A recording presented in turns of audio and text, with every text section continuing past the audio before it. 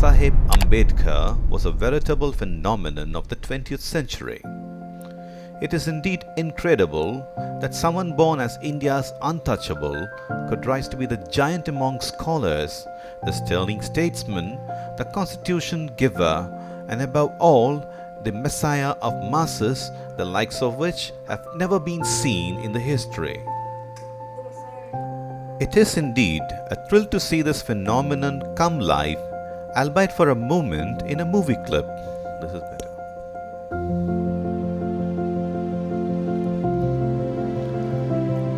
People are only familiar with the majestic statues of Dr. Ambedkar that dot not only the cityscapes but even the small hamlets in India. His statues may easily outnumber anybody's in the modern times.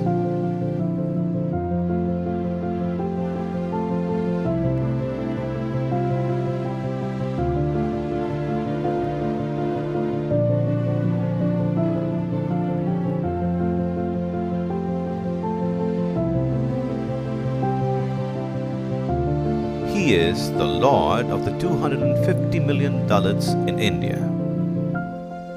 He is the motivation for the half-fed dalits to send their sons and daughters to schools. He is the dream in those innocent eyes. He is the motive force for them to struggle.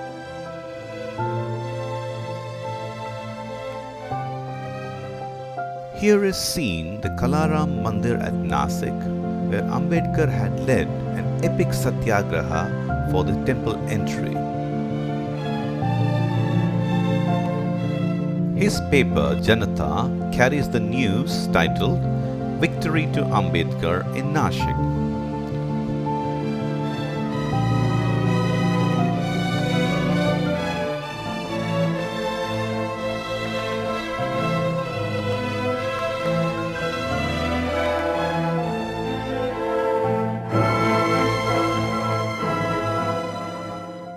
This is the original clip that shows Dr. Ambedkar being welcomed by the masses as he is getting down from a train. He walks through the crowd of his disciples towards the dais. After the customary welcome, he addresses the mammoth gathering of his followers.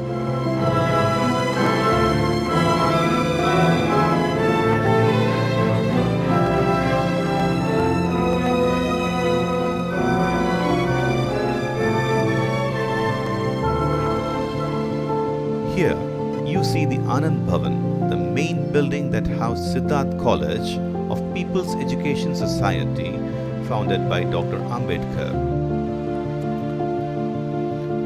Another original clip wherein he would be seen among the galaxy of leaders like Muhammad Ali Jinnah, Maulana Abul Kalam Azad and Mahatma Gandhi, who gathered to negotiate with the British delegation under Stafford Cripps.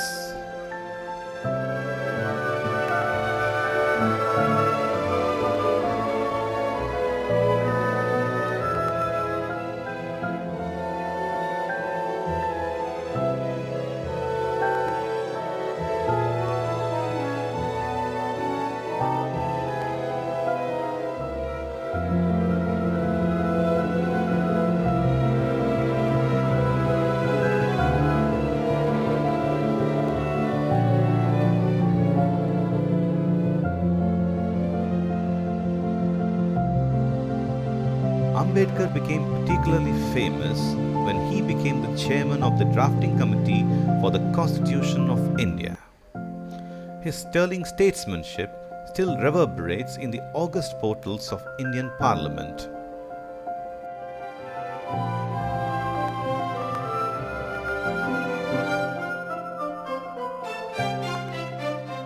Here is yet another original clip where he is seen putting his signature on the finished copy of the Constitution of India.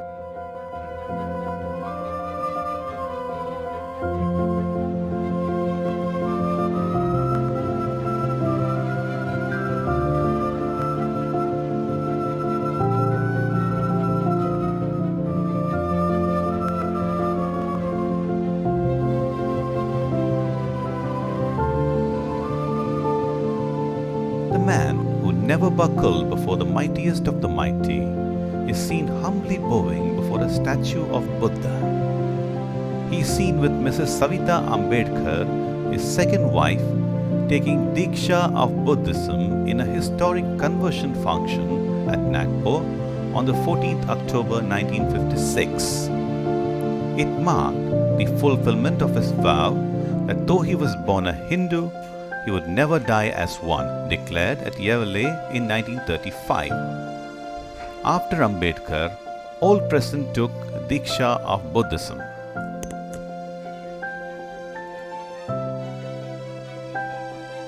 He occupied lofty positions in the pre as well as the post-independence regimes, but not for a single moment he let his people slip from his sight.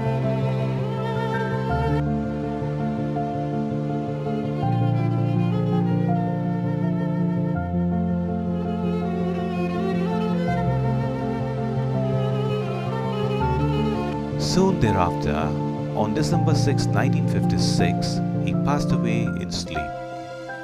His body was flown to Bombay.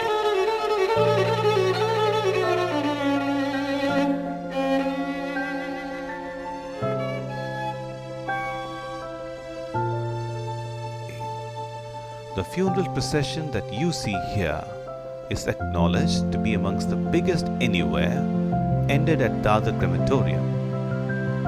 A commemorative monument called the Chaitya-bhumi stands at the place where his mortal remains were consigned to flames.